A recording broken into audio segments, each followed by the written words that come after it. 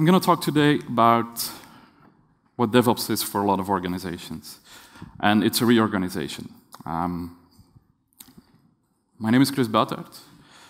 About 20 years ago, I started doing software development in all kind of currently weird languages like Perl, PHP, Java, C, C++, C#, ProSQL, ProC, whatever.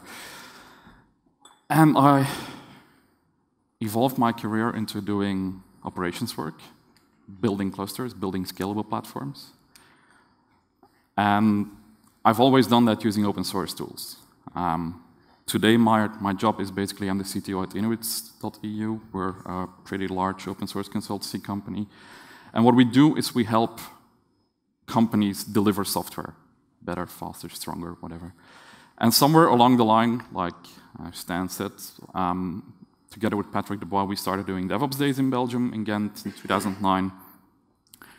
And people have been asking me to do that within different organizations to help them adopt DevOps, to help them do that.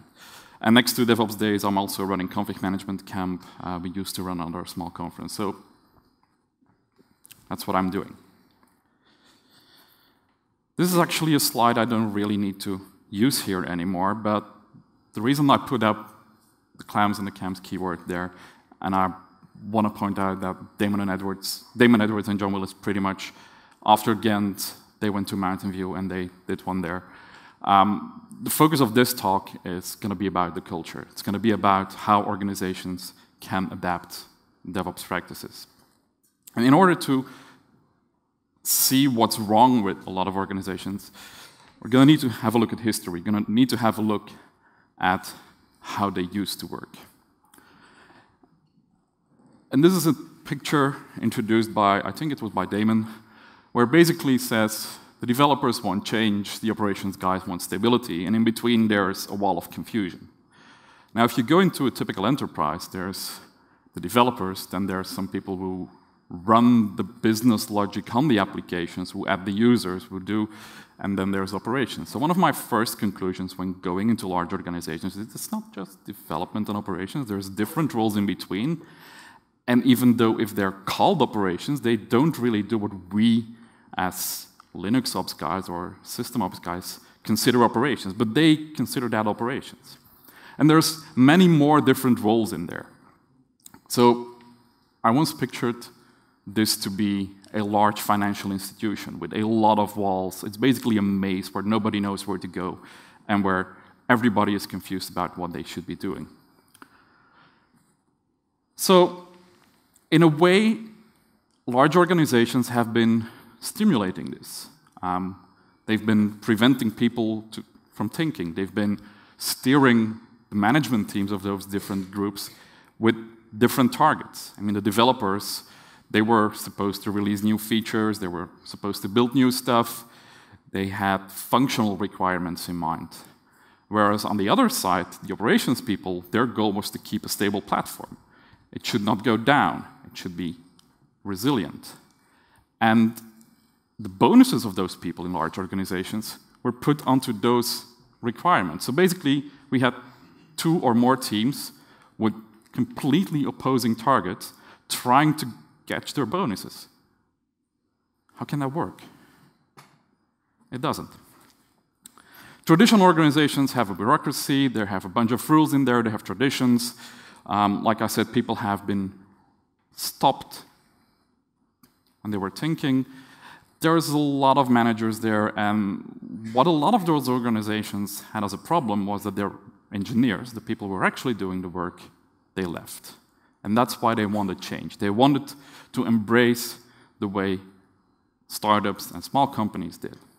Another part of the problem is the way traditional careers in IT go. You go from junior developer, you become a developer, you grow into that, and then a lot of people are expected to become managers. Why? Because they're on a higher pay scale, for some weird reason.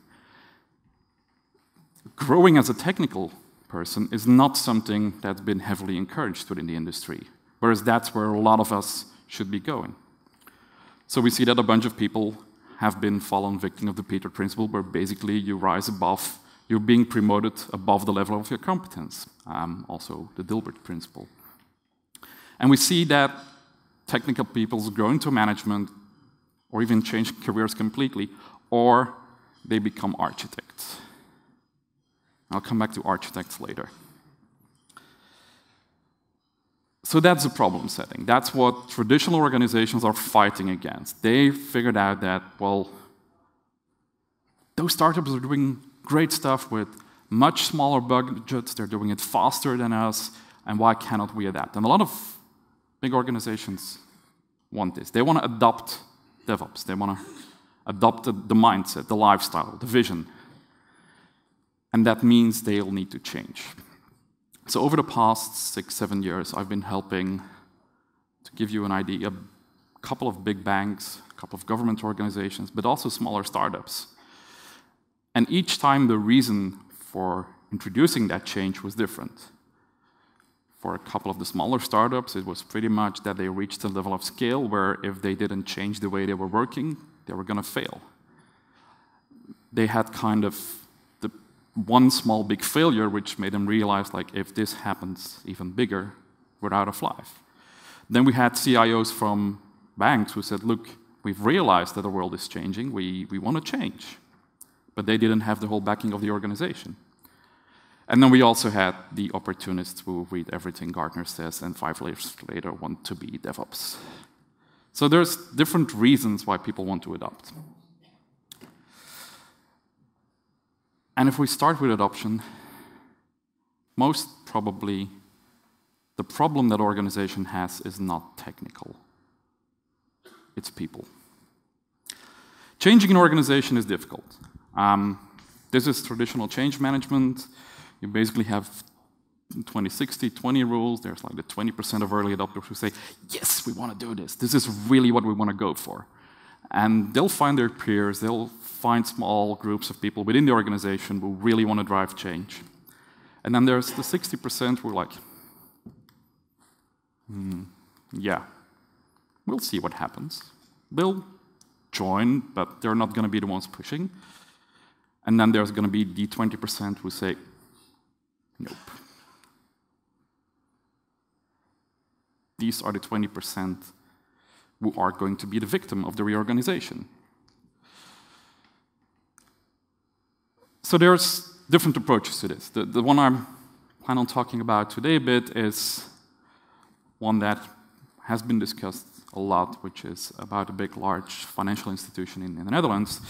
And they decided somewhere in late 2012 that by May 1st, 2013, they were going to go DevOps. They were going to change everything. They were basically telling all the people, you're going to change or you're gone.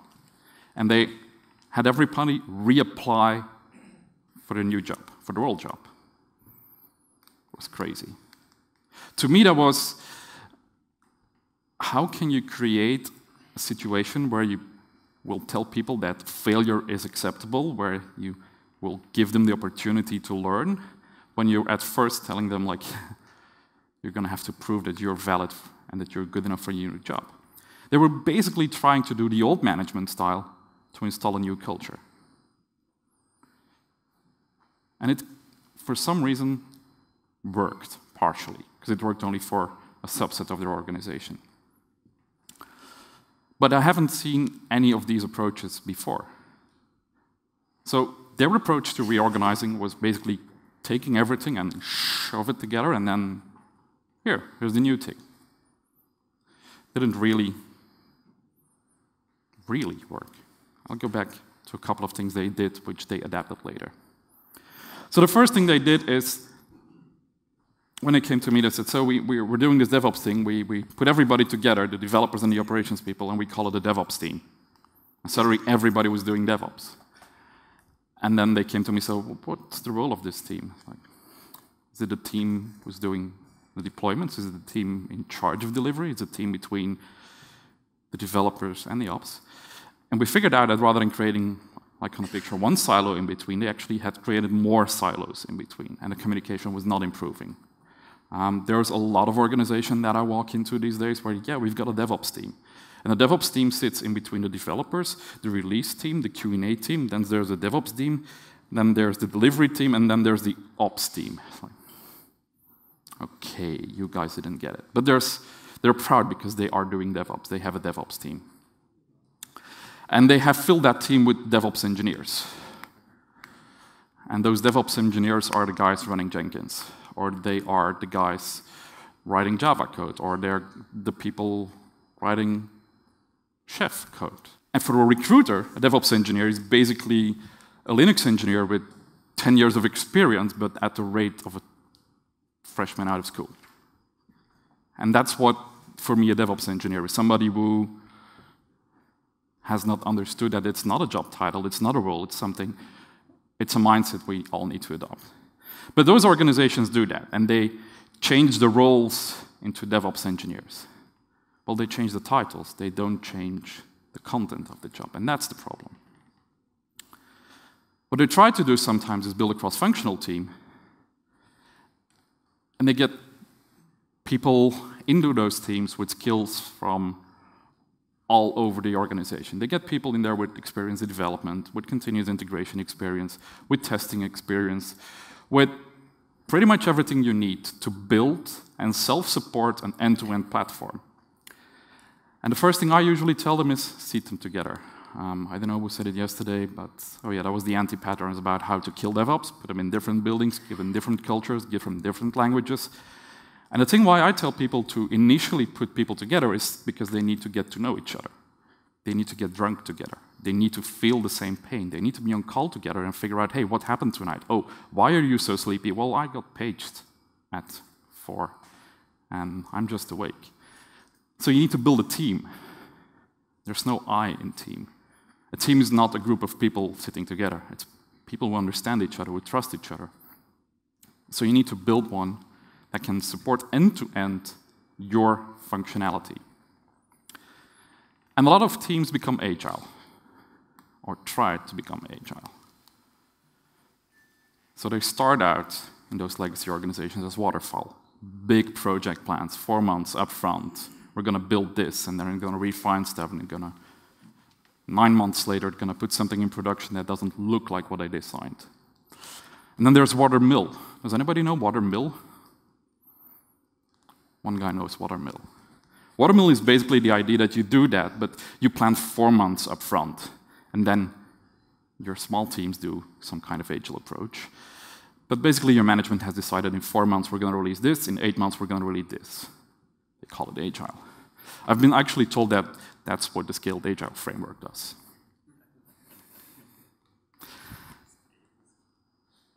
So that's agile, right? So my experience is that there's a different approach in how you write software and how you maintain a platform.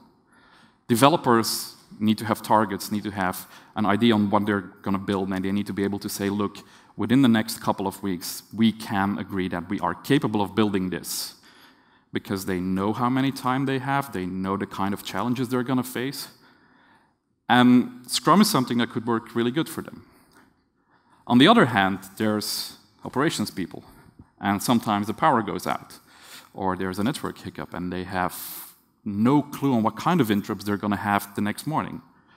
So there's no way to actually tell upfront how much time they can spend doing something, because they might be fighting fires because, well, stuff breaks, whether it's external factors or things we still need to improve on, bugs we know, bugs we are trying to fix, or maybe just yet another security issue that came up.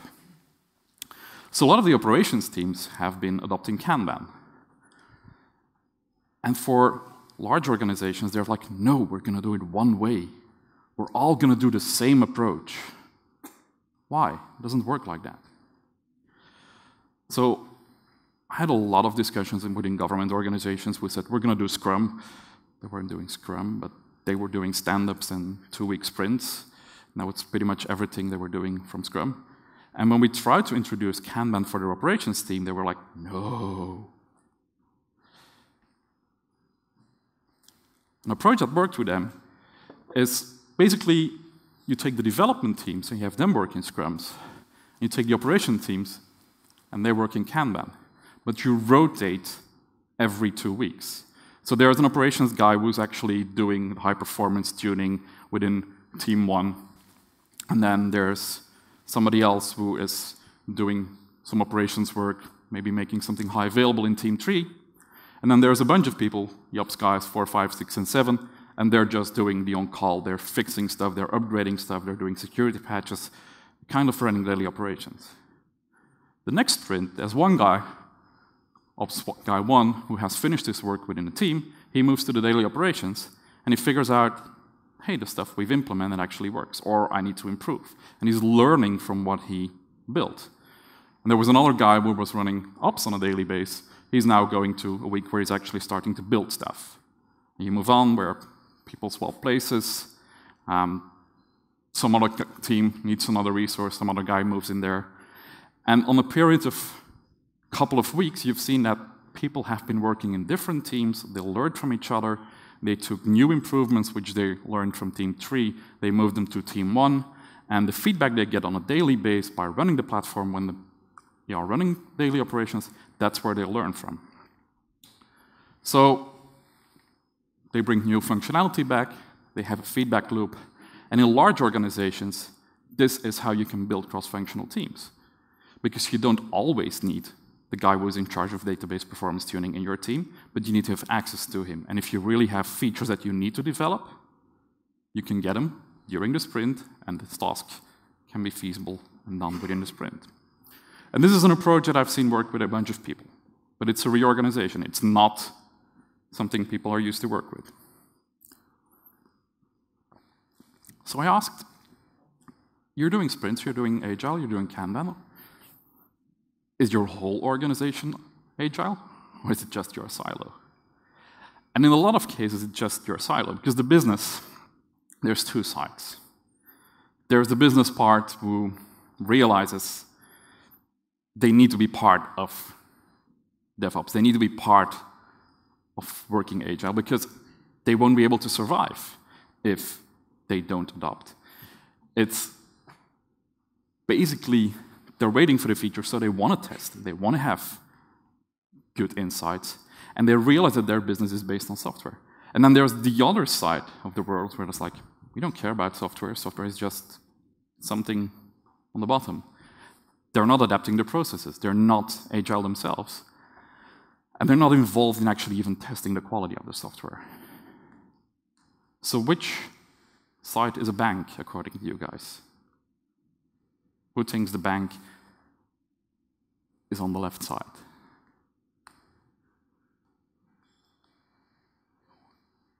The thing is, most banks still think they're on the left side. They're actually on the right side, because if you turn off all the computers in a bank, there's nothing there.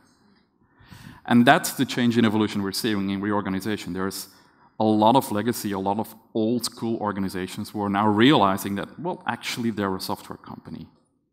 And they're going to need to adapt and reorganize to behave like one. That's going to be hard. So I talked about putting teams together.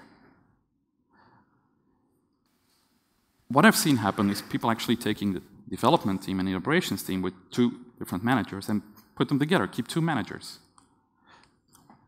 Those managers were old school. They were doing project management, and they were not adapting to Agile. So basically, the ops guy were constantly being like, hey, can you fix this? Can you do this? But it's not on the backlog. Yeah, but that's just for me, like, it's urgent. But our Scrum Master said, let's do it the old way. And after 6 months, they realized, well, this is not going to work. We need to have only one person in charge, one person who's actually pulling the team, not two. Because if you have to work for two bosses, there always is the, I'm doing it for this guy, I'm doing it for the other guy. It doesn't work. So what they also tried to do is try these tests on teams that were pretty much end of life.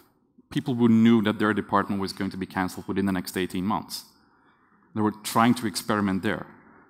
None of those people was motivated. So they tried merging teams where there was actually no real benefit in merging them.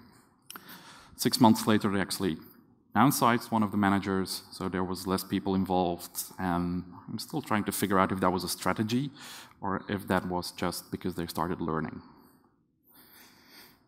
Another thing that came up with those people was there were originally two teams, two different budgets.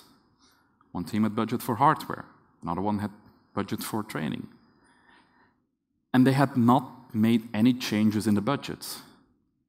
So getting new hardware was something that was difficult because it was on an old team's budget and they were not involved. And finance did not know about the new structure. So it wasn't just about the developers and the operations people, it was also about the people managing those teams and the people coordinating it and the people putting the money down. And money is an important part in adopting DevOps. This is still a real problem. A lot of organizations think of software as something they need to buy, they need to spend money on, and it also partially is driven because of the purchasing department.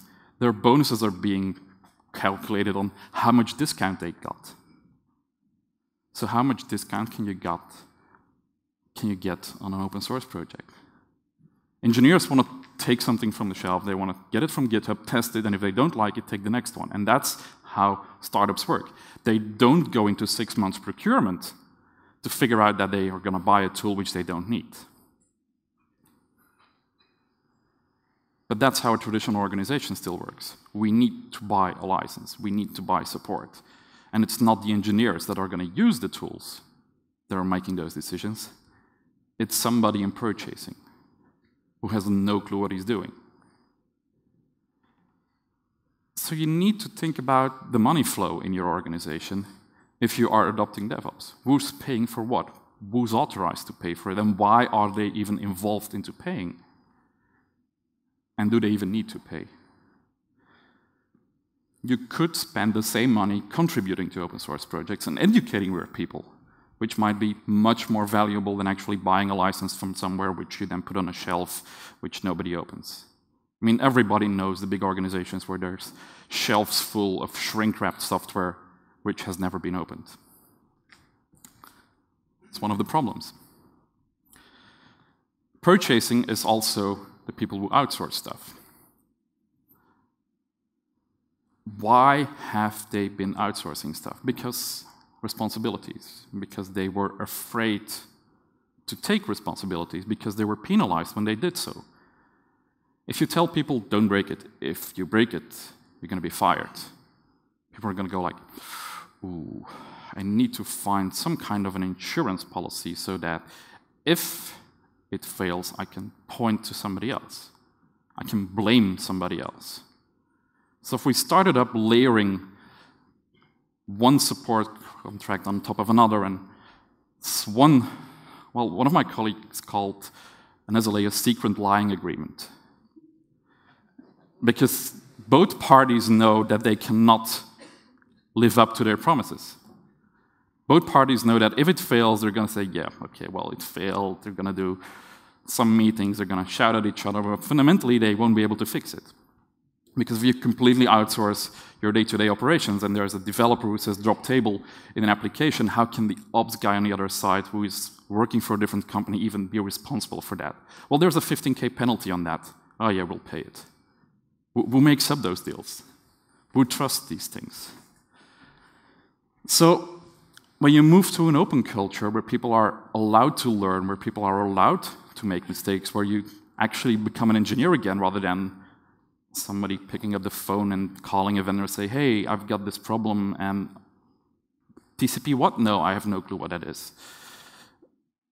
That's what a lot of IT people in large organizations have become. And now we need to re-educate them.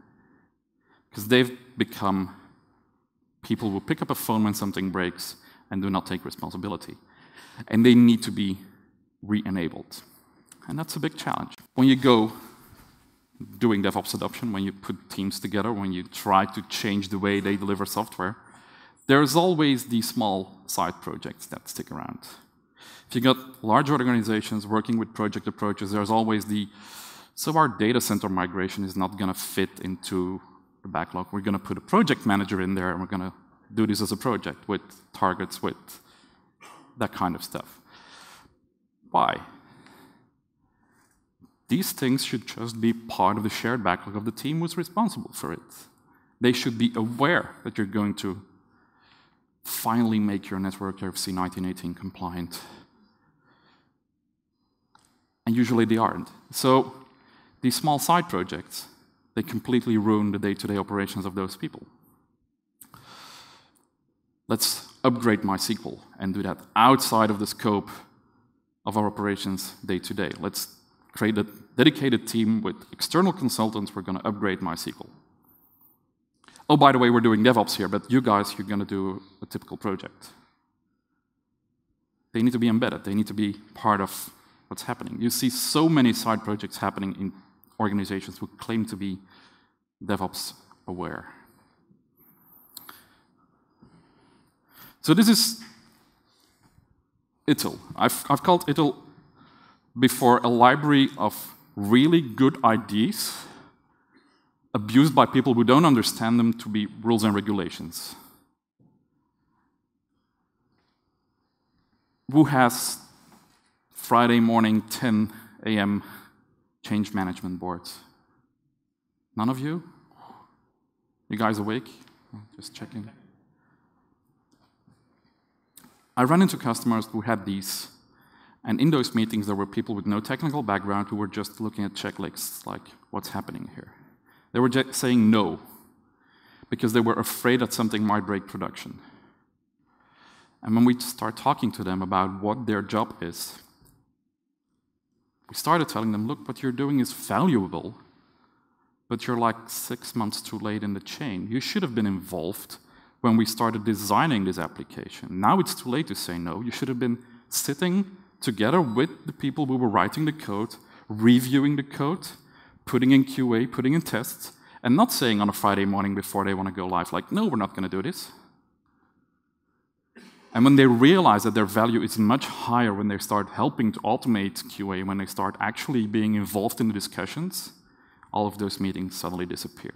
It's the same people, with the same skills, with the same experience, but at a different process, at a different point in the timeline of software delivery.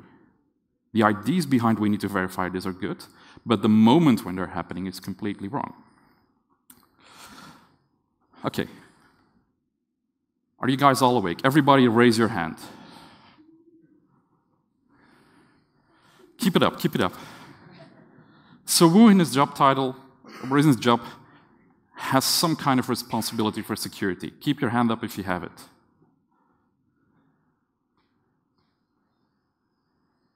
Who put their hand down?